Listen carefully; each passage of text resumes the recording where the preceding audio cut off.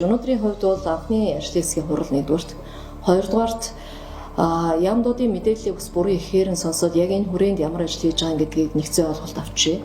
За гуравт улсын хурлын гишүүдийн хувьд бол бас нээлттэй сонирхсан асуулт мэдээллүүд дээр нээлттэй ярилцъя гэдэг нэлээд тийм цаг хугацааны хувьд бол бас айхтар шахсангүй явлаа.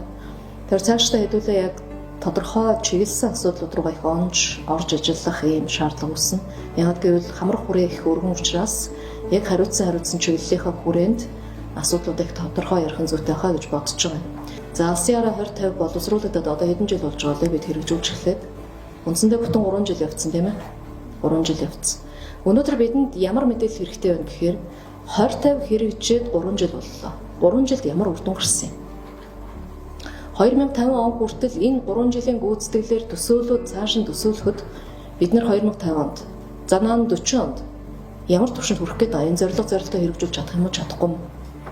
Энд юу нөлөөлөд байгаа гэдэг ийм л зүйлийг бид нар ярмаар байгаа өнөөдөр. Хамгийн чухал асуудал бол энэ 2050 за тэгээд 5 жилийн үндсэн чиглэл тухайн жилийн хөгжлийн төлөвлөгөө, засгийн газрын мөрөөдөл гэдэг энэ бодлогын баримт бичгүүд дээр суурилсан хөгжлийн зорилт хөтөлбөрүүд манай ажлын хэсэгтэй холбоотой нийгмийн болон хүний хөгжлийн зорилт хөтөлбөрүүд өнөөдрийг хүртэл боловсруулж дуусаагүй байна. Энэ хизээ дуусахгүй. Энэ зорилттой хөтөлбөрүүд нь өөрөө энэ яамдын тусдаа салангад яваад байгаа бодлогуудыг нэгтгэх баримтчиг нь болох болов уу гэж харж байгаа. Тэгэхээр энэ асуудал дээр бид бас энэ ажлын хэсэг давхар одоо яг энэ ажлын хэсэг ажиллаж байгаа явцад энэ зорилттой хөтөлбөр гарч амжаагүй байна. Ажлын хэсэг ажиллаад энэ дээр бас саналаа оруулаад энэ зорилт хөтөлбөрөөр яралтай гаргая. Нэгдүгээр ажил.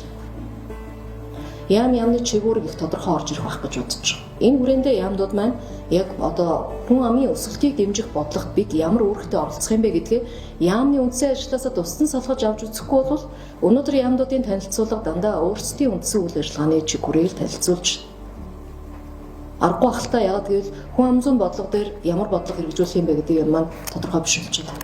Тэгэхээр энэ асуудлыг өөрчлөхийн тулд өнөөдөр байгаа эрхцэн орчин дээр ийм зүйлийг засгийн газар хариуцсан яамдууд нь бодлогын хувьд байгаа бодлогын хувьд эрчимжүүлэх хэрэгтэй байна. Тийм бодлого дутагдж байгаа бол энэ бодлогын баримт бичгийг бид нэр эрх зүйн зохицуулалт харна.